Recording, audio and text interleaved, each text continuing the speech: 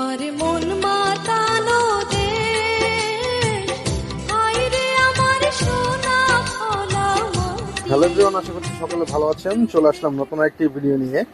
বর্ষা বিদায় নিয়েছে, আকাশে মেঘের ভেলা, বাতাসে মাটির গন্ধ, আর সেই সঙ্গে মাঠে শুরু হয়েছে আমাদের গ্রামের সবচেয়ে ব্যস্ত সময়, ধান কাটা।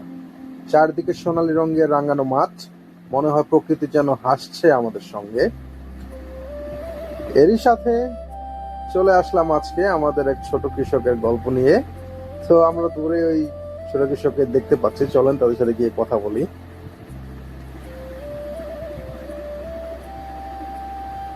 এখানে তো দেখা যাচ্ছে যে বেশ ছোট কৃষক।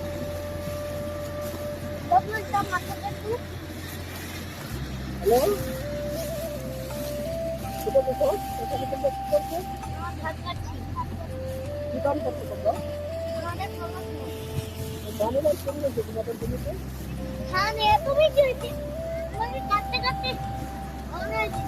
তো তোমাদের ধানের মধ্যে কেমন? এখানে কাটছি আমরা।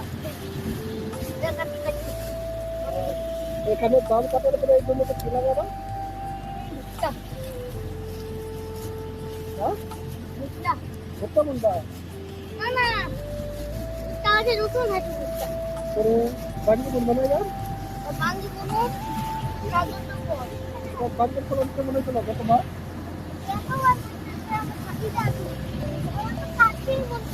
আমার তো চাইতেই বলতেছিল ধানের ফলন কেমন হয়েছে? কি করে কি করবা? আসলে আজকের গল্প ছিল কিছু ছোট কৃষকের, যারা আমার ভাই এবং ভাতিজা। তারা প্রথমবারের মতো ধান কাটতে আসছে আজকে। তাদের হাতে ছিল কাছি, কপালে ছিল ঘাম, চোখে ছিল আনন্দের আলো। তাদের হাসি দেখে মনে হয়েছে এই মাটি তাদের সত্যিকারের বিদ্যালয়।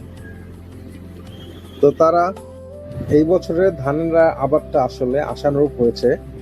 আমাদের মুরব্বীদের মুখে শুনেছি, যদি বন্যা না হয় এবং পানির পরিমাণ স্বাভাবিক থাকে তাহলে ধানের আবাদ বেশ ভালো হয়। তো এবার মোটামুটি আবাদ আমাদের মোটামুটি ভালো হয়েছে। তো ধান কাটা প্রায় শেষ। এখন আমি যে সময় এসেছি ধান কাটা প্রায় শেষ। তো এখন হচ্ছে মাড়াইয়ের পালা।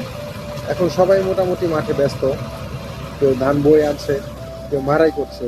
এখানে মেশিনের সুর এবং হচ্ছে সবার হাসির মাঝে একটা সুর ভেসে উঠছে।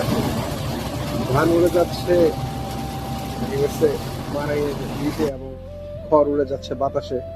এই দৃশ্য একটা অপরূপ দৃশ্য। আসলে এই দৃশ্য যারা গ্রামে থাকে তারা খুব সুন্দরভাবে উপভোগ করতে পারে। আমরা যারা গ্রামে থাকি আসলে এই দৃশ্যটা আমাদের খুব ভালো লাগে, এবং যারা শহর থেকে আসি তারাও এই দৃশ্যটাকে খুব ভালোবাসে। তো এরপরে মোটামুটি ধান কাটা শেষ, মাড়াই শেষ, সবই শেষ। এখন ধান শুকিয়ে জাস্ট আমাদের গোলায় ভরার পালা। তো আজকের ভিডিও ছিল এই পর্যন্তই। ধন্যবাদ, সকলে ভালো থাকবেন, সুস্থ থাকবেন।